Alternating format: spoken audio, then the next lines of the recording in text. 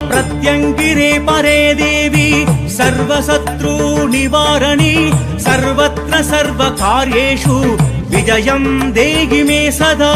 मोक्षं भक्षज्वालाजिह्वे करालभद्रे करालदंशे प्रत्यङ्गिरे चं ह्रीं ॐ अन्नम्। ఓం శ్రీమాత్రే నమః. ఓం శ్రీ గురుభ్యో నమః. అందరికీ నమస్కారం అండి. ఎప్పటి నుంచో అంజనం గురించి వీడియో చేయని గురువు గారు అని చాలామంది అడుగుతున్నారు బాబు. అయితే అంజనం గురించి వీడియో చేయడానికి నాకు ఎప్పుడు చేద్దామన్నా టైం కుదరలేదు. అలా వెనక్కి వెళ్ళిపోయింది ఆ వీడియో చేద్దామని. అయితే ఈరోజు మీకు ఒక అద్భుతమైన అంజనం గురించి చెప్తాను బాబు. ఇది భూగర్భ నిధి దర్శనం. అయితే ఈ అంజనం తయారు చేసుకోవడం కొంచెం కష్టంతో కూడుకున్నది అనమాట. జాగ్రత్తగా అన్ని వస్తువులు సేకరించుకుంటే ఇది అద్భుతంగా చాలా బాగా 100% మంచి రిజల్ట్ వస్తుంది అనమాట. ఇది ఒకప్పుడు చాలా బాగా ఉపయోగపడేది. పూర్వం ఈ అంజనాన్ని ఉపయోగించే భూమిలో లోపల ఏమున్నాయో మొత్తం తెలుసుకునేవారు బాబు. అయితే ఈ అంజనం తోడు ఒక అంజనం ఉంటే సరిపోదు బాబు. ఒక యక్షిణీ మంత్రం ఉంటుంది దీనికి. ఆ యక్షిణీ మంత్రం తోడైతేనే ఈ అంజనం పనిచేస్తుంది అనమాట.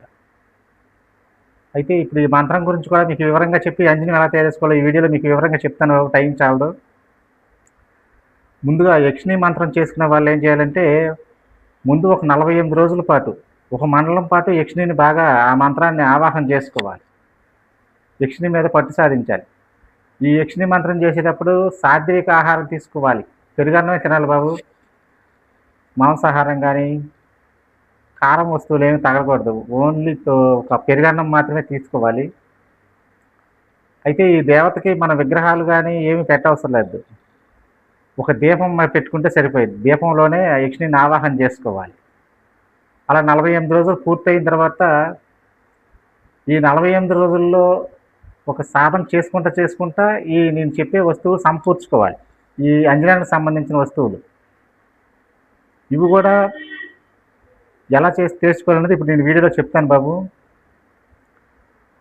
గొడ్లగూబ యొక్క రెట్ట తీసుకోవాలి. గొడ్లగూబ యొక్క రెట్టలన్నీ సమకూర్చుకోవాలి.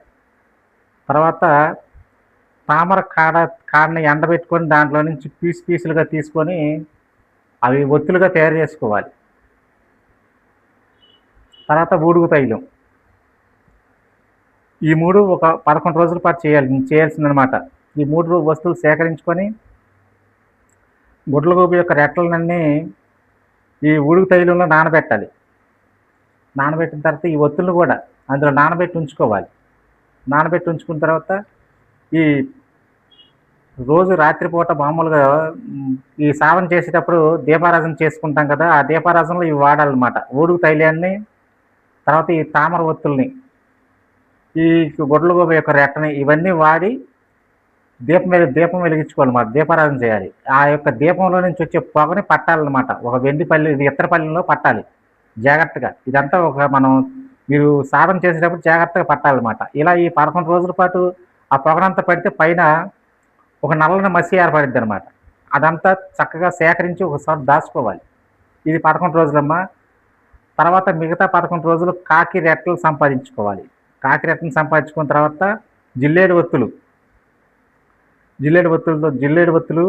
తర్వాత అవిసి నూనె, ఈ 3 ఇప్పుడు ఎలా చేశారు సేమ్ అందులో నానబెట్టుకొని అవి 11 రోజుల పాటు దీపారాధన అనమాట. యక్షిణీ మంత్రాన్ని చేసుకోవాలి. రోజుకు 11 మాలలు చేసుకోండి. ఇంకా అద్భుతమైన శక్తి పుట్టింది. మీకు ఇంకా తొందరగా అవ్వాలి, ఇంకా బాగా పనిచేయాలనుకుంటే 18 మాలలు చేసుకోవచ్చు. 18 మాలలు చేసుకుని ఈ లోపల మళ్ళీ ఆ మసిని కూడా చక్కగా దీపంలో నుంచి వచ్చే పొగని మసిగా పట్టి అదంతా సేకరించుకోవాలి. ఇది 2వ పార్ట్ అనమాట. 3వ పార్ట్లో పామురు యొక్క రెట్టలు తీసుకోవాలి. తర్వాత అందులో ఇది వెప్ప నూనె తీసుకోవాలి. వెప్ప నూనె తీసుకొని అందులో కూడా తామర ఒత్తులు వాడుకోవచ్చు. వాడుకొని ఇవి కూడా చక్కగా నానబెట్టి మళ్ళీ ఇవి కూడా దీపారాధన ఆ యక్షిని ఆ దీపంలోకి ఆవాహన చేసుకొని శుభ్రంగా మళ్ళీ ఆ మసిని సేకరించుకోవాలి. ఈ 3 మసిలను సేకరించుకున్న తర్వాత 11 రోజుల్లో ఇదంతా ఒక దగ్గర మొత్తం కలుపుకోవాలి. పూనుగు పిల్లి తైలం తీసుకోవాలి.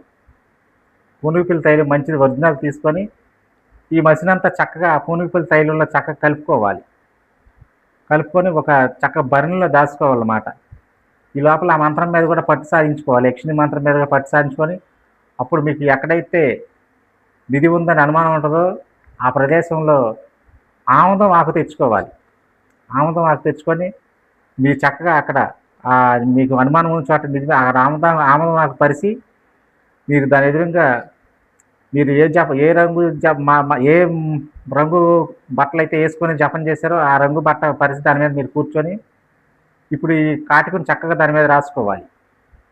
ఈ కాటిక తయారు చేసుకున్నారు కదా, ఈ కాటికని చక్కగా ఆకు మీద చక్కగా రౌండ్గా రాసి మీ యొక్క మంత్రాన్ని మీరు చదవడం ప్రారంభిస్తే అప్పుడు ఆ నలుపు రంగు కాటికలో మీకు ఆ యక్షిని చూపించిద్ది అనమాట. భూమి లోపల ఏమున్నాయో మీకు మొత్తం క్లియర్గా కనబడిద్ది బాబు.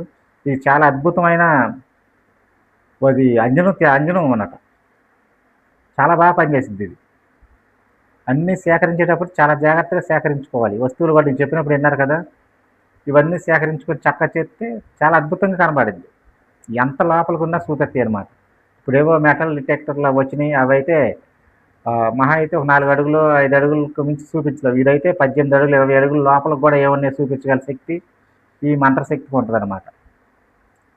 చక్కగా కనబడతాయి క్లియర్గా. ఆ ఆముదం ఆకు మీద నల్లని ఇది మసి రాస్తారు కదా బాబు, ఇది కాటుగా అంజనాన్ని రాస్తారు కాబట్టి చాలా అద్భుతంగా పనిచేస్తుంది అనమాట.